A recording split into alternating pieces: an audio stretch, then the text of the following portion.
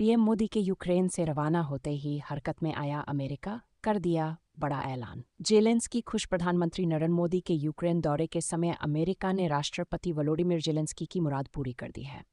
अमेरिकी राष्ट्रपति Joe Biden ने कहा है कि उनका देश हर कदम पर यूक्रेन के साथ है और इस लड़ाई में यूक्रेनी नागरिकों की जीत होगी। राष्ट्रपति जेलेंस्की ने भी अमेरिका से मिले उपहार के लिए धन्यवाद बोला है।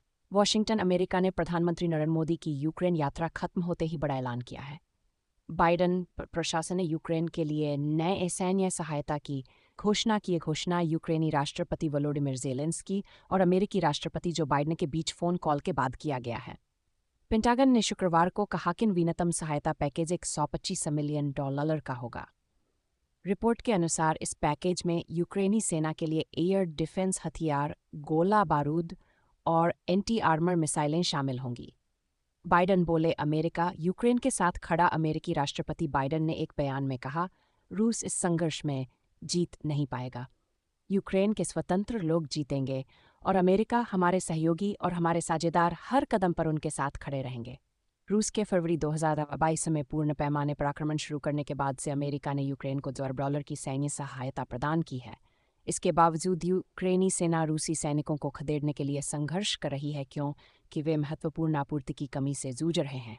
फिलहाल इस संघर्ष का कोई अंत नहीं दिख रहा है।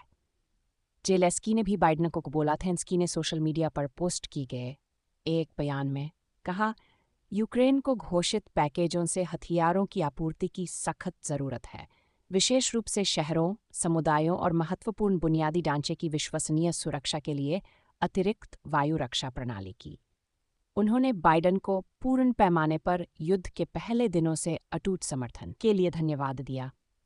अहम मौके पर अमेरिका ने दिए हथियार। अमेरिका का हनिया पैकेज ऐसे समय में आया है जब यूक्रेनी सेना रूस के अंदर लाई जा रही है। यूक्रेनी सेना ने रूस कुर्स के बड़े हिस्से पर कब्जा कर लिया है।